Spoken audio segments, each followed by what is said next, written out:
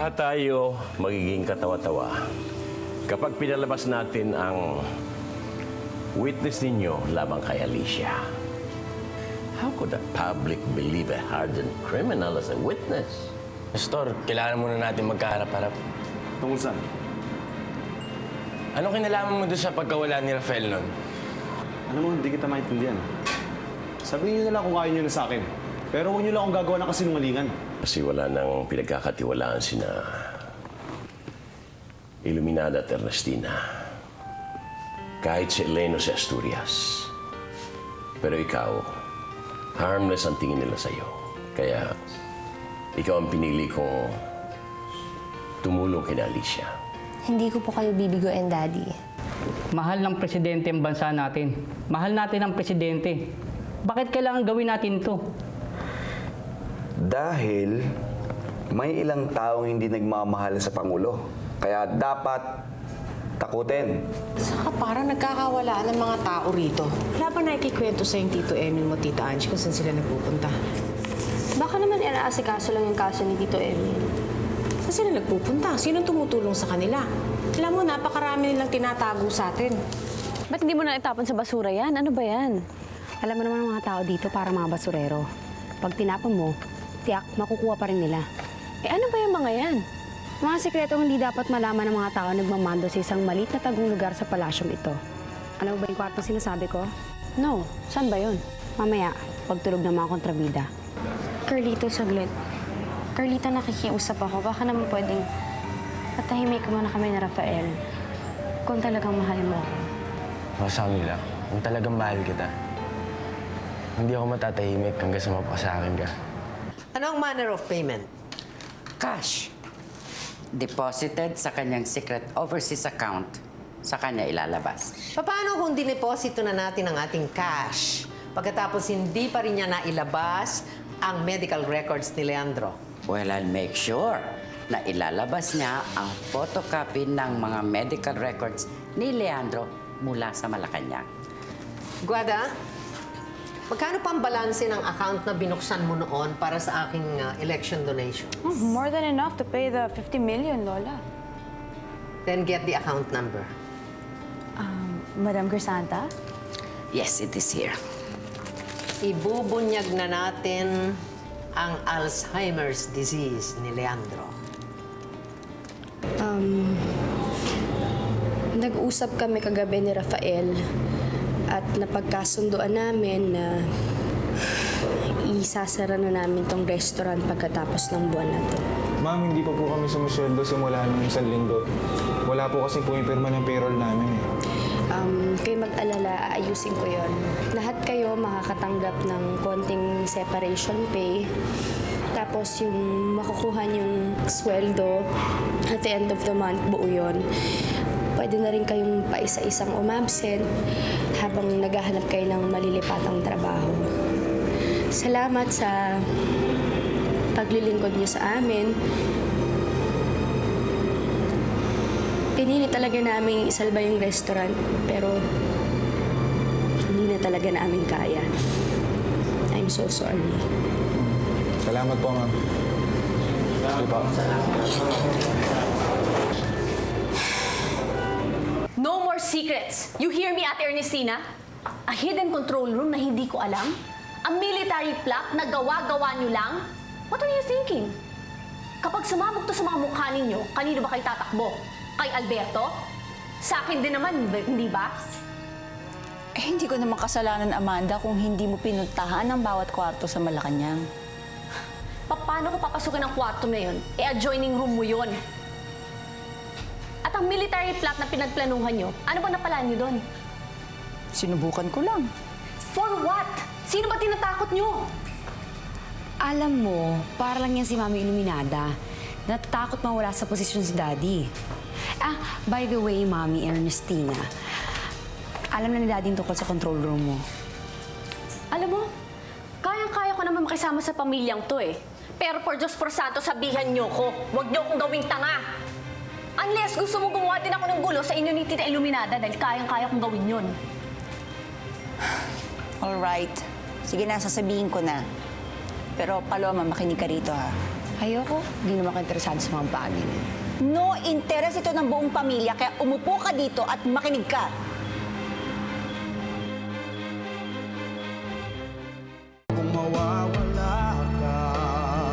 Kumusta naman si Lola? May financial problem ba kayo ngayon na hindi ko alam? Well, she's okay.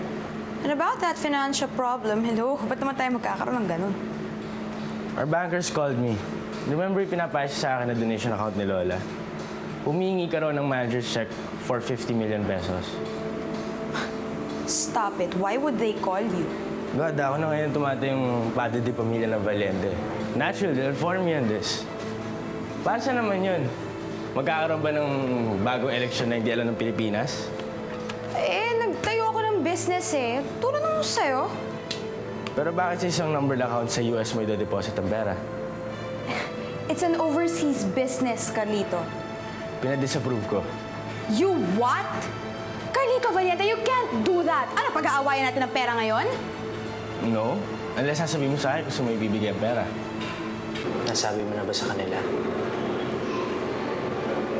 Bumaba ako dito. Gusto ko sana sabay tayo magsabi sa kanila. Pwede ba tayo mag-usap? Pero sa Camila, galing akong Baguio. Inalam ko lahat ng kwento ng pamilya ko. Marami pa pala akong kailangan malaman. Hindi ko talaga alam kung kamag-anak ko ang first lady. Paano hindi mo to nalalaman? O sa Camila, nangyayari pala talaga to. Kahit galing lang ako sa ordinaryong pamilya, meron din pala kami mga lihim na naitatago. Lumaki akong Palma. Nakalagay ito sa lahat ng legal records ko. Mula sa birth certificate ko. Hanggang sa mga diploma na nasa bahay. Palma ang apelido. Paano ako magtatanong? Hanggang kailan ka magre-research? Hindi ko alam. Siguro, pag nalaman ko na lahat. Hindi mo man lang sinabi sa akin ang mga plano mo. Magulo na ng isip ko. Magulo rin naman ang isip mo. Hindi ko alam kung paano tayo magkakapaliwanagan. Pero sa Camila, isa lang ang mahihiling ko sa'yo. Kung pwede sana, pag naayos ko ng lahat, pag nalaman ko ng lahat tungkol sa buhay ko, para maniwala ka sa akin, kung pwede sana, ituloy natin yung kasal natin. Oo, Rafael, lang ako. Kinakalaban mo na ako talaga, Carlito. Wala naman talaga akong balak na kalabanin kayo eh. Let this be a warning, Carlito Valiente. Kalimutan na nating tayo ay magkaanak. Oras na madawit ang pangalan mo dyan sa vigilante groups na yan. Hindi ako mangingiming ipahuli rin kita para patunayan sa bansa na hindi ako tutulad sa ating presidente na kumakain ng salita. At sa oras na ako naman ang minalaman na lihim sa inyo o sa mga lihim nyo tungkol sa mga ginagawa nyo sa pera, pwede ko rin ba itong isumbong sa bansa?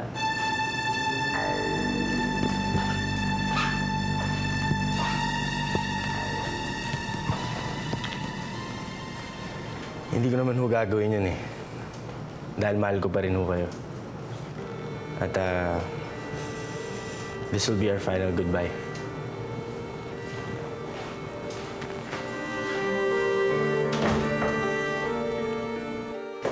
Ma, I really need this break dahil ang dami nating problema. Tapos, dumagdag pa yung financial problem na yan. Hindi ko na kaya. Kailangan ko talaga magpahinga. Ang problema, hindi tinatakbuhan. Ma, hindi naman ako tumatakbo eh. Naghahanap ako ng solusyon. Eh, paano? Hindi ko rin alam actually, pero hingi siguro ako ng sign para malaman ko kung anong dapat kong gawin sa buhay ko. Punta ka kaya sa simbahan, doon ka humingi ng sign. mahuhingi ako ng tulong sa Diyos. Kahit wala naman ako sa loob ng simbahan, magagawa ko yun eh. Basta kailangan ko lang talaga mapag-isa ngayon, okay na ako. O sige, magdala ka lang ng security, ha? Mommy, can I bring my cellphone? Yes, you can, but don't call your daddy, okay? Kailangan natin ng pag-isa ngayon eh. Okay, very good. 20 hektarya ng lupa sa San Matias ang nabili ng aking company sa gobyerno. Hindi pa ito nagagamit at hindi pa natatamnan ng lupang ito. Kaya minabuti ko na isumiti ito sa ating Pangulo at gawin itong isang housing project for the military. At dito na rin ilalagay ang magiging kura ng bayan. That's a good project, Tomas. God indeed had a good reason for not letting you win in the last election. At nabanggit na po sa akin yan ng Pangulo. At ang sabi niya maglalabas siya ang kanyang opisina ng isang pangmalawakang desiminasyon tungkol dyan. Yes. At ito namang ating former president, if she can only follow our way, which is to cooperate with our country's leaders. Crisanta? Isn't she a good friend of the Vice President? And a good friend of the military, Your Eminence. Alam mo naman itong ating mga past presidents, they think they still run our country. Tigilan nyo ng dalawa yan. Masok na nga ka rito, nakakahiya, no? Eh, ang kulit-kulit naman kasi talaga nito si Carlito eh. Ilang beses na pinagbawalan niya na pumunta dito, punta pa rin ang punta. Eh, bukas sa mga restaurant niyo, malapit lang ako. Bawal na rin ba kumain dito kahit hindi ko sabi si Rosa Camila? Hoy, Carlito, marami na mga ibang restaurant dyan, no? Wala si Rosa Camila rito. Nagpahinga sila ni Charlie. Saan ba nagpunta? O, kita mo? Akala ko ba hindi si Rosa Camila ang pinunta mo dito? Ba't interesado ka? Eh, dahil nabanggit na rin naman ah. Eh, nananadya talaga to eh. Teka muna, yan ang dahilan kung bakit nagpahinga ang anak ko eh. Masyado kayo magulo. Ayaw niya ipasabi ko saan siya nandun. Tigilan niyo na yan. Oh, Lucinda, back so soon.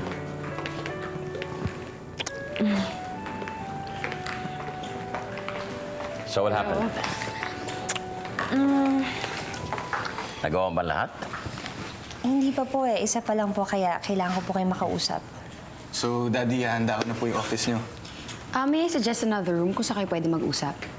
Yung walang mga insekto, mga bugs. No, it's alright. Dito lang kami mag-uusap. At kayo mag-asawa, iwan niyo muna kami. Pero Daddy, sabi niyo lagi lang ho ako sa likod niyo, di ba? Alam mo ba ibig sabihin ng mag-asawa? Tayo pa rin yun. Saan?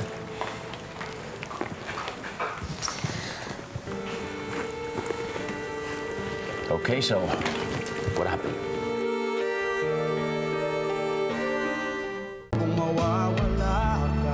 Inuna ko na po yung Hong Kong while waiting for my visa for Switzerland and Bahamas. Tsaka yun rin po yung pinakamalapit eh. Wala na po yung pera niyo sa Hong Kong account niyo. Na-withdraw na po lahat. Na-withdraw? But how? Kami lang ni Asturias na nakakaalam nito. Is there any trace of forgery? I saw the documents. Kayo pa nga po ang nakasign eh. May authorization letter pa kayo para kay Tita Iluminada. Baka nung nawawala ako sa sarili ko, na-withdraw ito. Baka nga.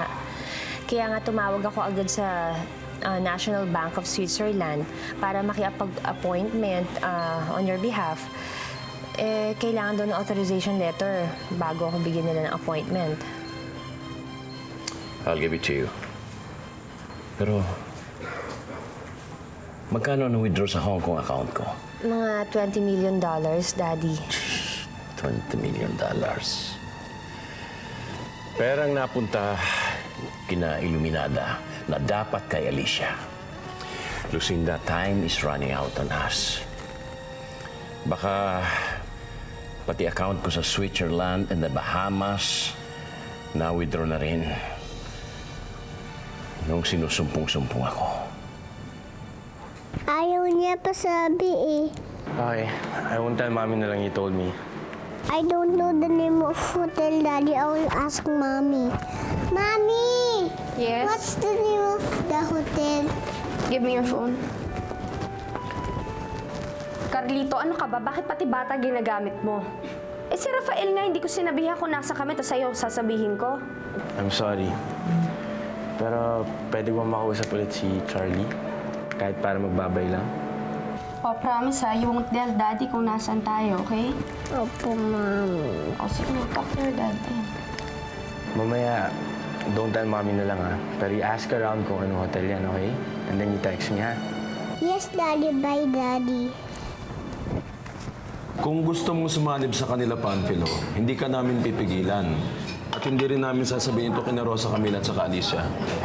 Pero wag mo na kaming piliting sumama dyan, Panfilo. Alam mo, mahal namin si Carlito. Kaya lang hindi ko maintindihan kung anong gusto niya mangyari sa buhay niya eh. Alam niyo ba, may nagmamaman kay Carlito, saka kay Andres Magalona. Yan pa si Muno ng Alberto Watts. Eh, alam, di naman sila pwedeng gumalaw ng hayagan eh.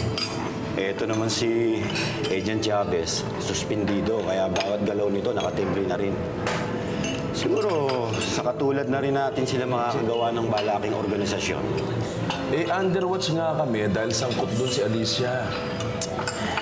Si Miss Alicia lang ang underwatch. Hindi kayo kasama roon. Pero naiintindihan mo ba yung sinasabi mo, Panfilo? Alam mo ba na pag sumapi kami dyan sa organisasyon na yan, at kinalaban namin ang gobyerno ni Presidente Montemayor, para na rin namin kinalaban si Alicia at si Rosa Camila. Alam niyo ba, nangako sa akin si Carlito na hindi sila kakalaban kay Presidente Montemayor. Paano ka nakakasiguro, Carlito, na mapagkakatiwalaan mo ko? I'm not. I'm taking my chances here. You know what? You surprised me. I've been hearing a lot of things about you. Your secret organization, House of Amore. Alam mo, itong sophomore organization na sinasabi mo, ay nakakarinig ng mga bali-balita na meron daw exchange of money between some people and the president's private physician. What? Sino nagsabi niyan? Sino nagbayad? Para saan? Ikaw, abogado. Kumagat na mga sagot mo. Do you have proof? Pinabibilib ko lang namin na aming secret organization. Amanda, we can do extensive research on this. So now, do your work. Thank you for the information. Huwag kang pasalamat. May kapalit pa to. Marunong ka na rin, Carlito. Amanda, with people like you, kailangan kong matuto. Leave my organization alone. Alam ko ikaw yung nagpapamanman sa amin. Pero alam mo, in the long run, tayo rin may magkakatulungan eh. Dear God, kahit wag na po para sa akin, para na lang po sa anak kong si Charlie. Please give me a sign. Kung ano ba talagang dapat gawin ko. Kung sino ang dapat kong samahan kina Carlito at Rafael.